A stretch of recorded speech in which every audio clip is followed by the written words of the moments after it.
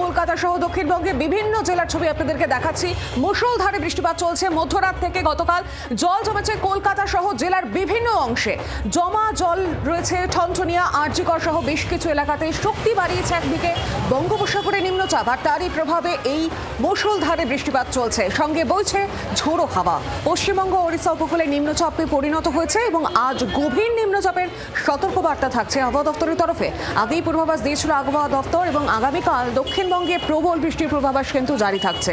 বইবে দমকা বাতাসও, ঘন ঘন বজ্রপাতের আশঙ্কা। ঘন্টায় 30 থেকে 40 কিলোমিটার গতিবেগে বইবে ঝোড়ো হাওয়াও।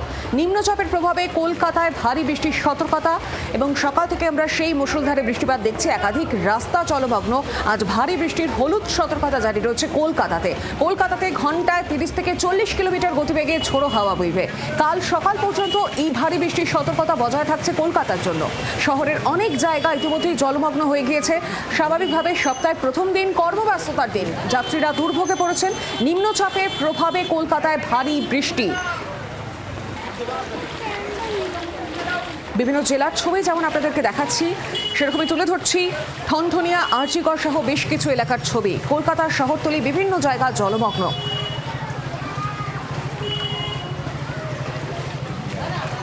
ঠনঠনিয়ার কি ছবি এই মুহূর্তে আরো বিস্তারিতভাবে জানাবেন। সরাসরি আমার সঙ্গে রয়েছেন প্রতিনিধি বিক্রম দাস। বিক্রম, চারদিক তো জলমগ্ন, জেলার পাশাপাশি কলকাতায়ও জায়গায় জায়গায় জল জমেছে। ঠনঠনিয়ার কি ছবি?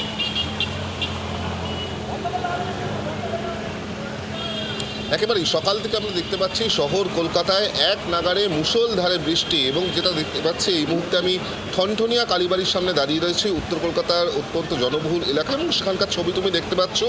রাস্তা কার্যত আর রাস্তা নেই, এতটাই জলমগ্ন হয়ে গিয়েছে রাস্তা যে যেন মনে হচ্ছে আমরা ভেনিসে দাঁড়িয়ে রয়েছি। কারণ তুমি দেখতে পাচ্ছ আশপাশে সমস্ত জায়গায় কিন্তু এই মুহূর্তে কোথাও অ্যাঙ্কেল হাইট পর্যন্ত জল রয়েছে, কোথাও বা হাঁটু অবধি জল রয়েছে। এবং যে সমস্ত গাড়ি আজকের এই রাস্তা দিয়ে যাচ্ছে বা এইরকম রাস্তা দিয়ে যাচ্ছে, তাদের কিন্তু প্রবল বেগ পেতে হচ্ছে। আমরা দেখতে পাচ্ছি যে কিভাবে ঝুঁকি নিয়ে স্কুটার নিয়ে যাচ্ছেন, এমনকি বেশ কিছু লোক তারা স্কুটার নিয়ে বেরিয়েছেন, এবং দেখা যাচ্ছে যে প্রবল সমস্যার মুখে পড়তে হয়েছে, কারণ এতটাই জলমগ্ন যে স্কুটার তাদের বন্ধ হয়ে গিয়েছে। আপনাকে স্কুটার বন্ধ হয়ে গিয়েছে? হ্যাঁ, স্কুটার বন্ধ হয়ে গেছে। কোথায় কতটা জল রয়েছে? জল অনেকটা জল আছে। কোথা থেকে আসছেন আপনি? আমি আসছি তো রাম মন্দির হয়ে আসছি, রাম মন্দির থেকে এখানে পর্যন্ত প্রচণ্ড জল। কোথায় যাবেন? আমি যাব এখন ট্যাংরা। গোটা রাস্তায় কি এই অবস্থা? হ্যাঁ হ্যাঁ, স্কুটারটা মানে কি হলো? গাড়ি বন্ধ হয়ে গেছে। গাড়ি বন্ধ।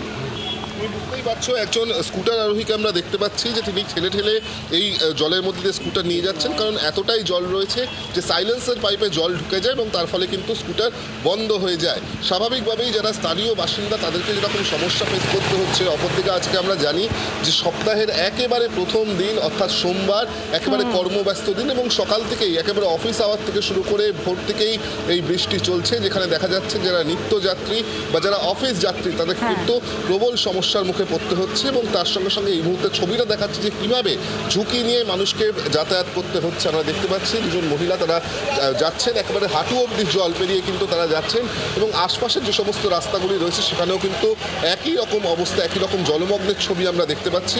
এমনটাই উঠে আসছে আমাদের ক্যামেরা। একেবারে বিক্রম, তুমি সঙ্গে থাকো এবং ছবি দেখাতে থাকো।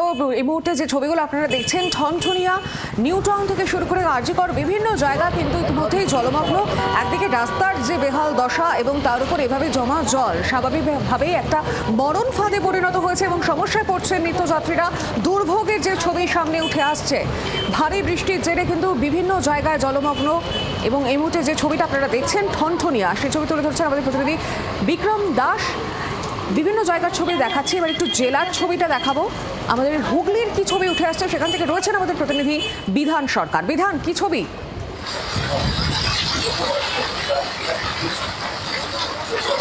দেখো, এক নাগাড়ে বৃষ্টি চলছে এবং সকালেও যেটা আমি বলছিলাম তোমাকে যে বিভিন্ন জায়গায় কিন্তু জল জমতে শুরু করেছে ইতিমধ্যে। আমি যেখানে রয়েছে এই মুহূর্তে দেখাবো তোমাকে পেয়ারা বাগান, পীরতলা এলাকা, সেখানে কিন্তু পুরো জল জমে গেছে এবং এখানে বাড়িতে বাড়িতে জল ঢুকে গেছে।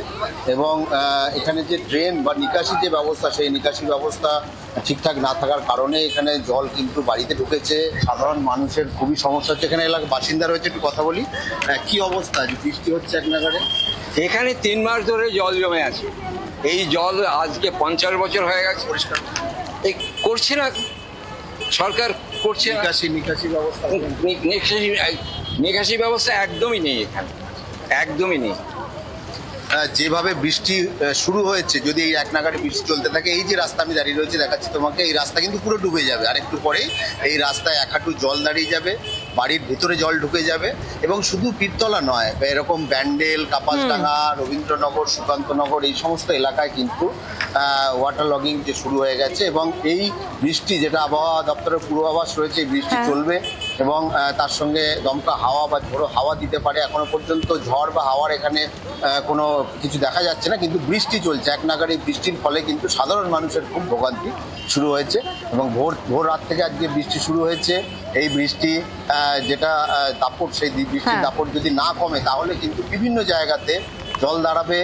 একেবারে বিধান, সেই ছবি আমরা তোমার মাধ্যমেও দেখতে পাচ্ছি। এবং স্বাভাবিকভাবে স্থানীয় বাসিন্দারা যে অভিযোগ করছে, দীর্ঘ বছর ধরে এই অবস্থা তৈরি হয়ে রয়েছে, নিকাশি ব্যবস্থার বেহাল দশা, দীর্ঘ 50 বছর ধরে নাকি এই অবস্থা হয়ে রয়েছে, এমনটাই শুনলাম আমরা স্থানীয় বাসিন্দাদের মুখে। বাংলার আওয়াজ, বাঙালির আবেগ, জি 24 ঘন্টা।